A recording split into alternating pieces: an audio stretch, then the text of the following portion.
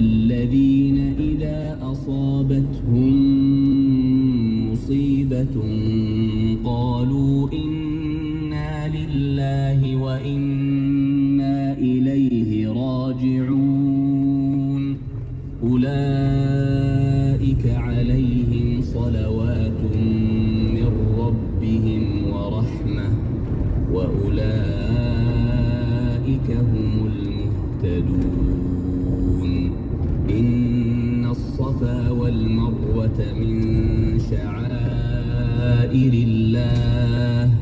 فمن حج البيت أو اعتمر فلا جناح عليه أن يطوف بهما ومن تطوع خيرا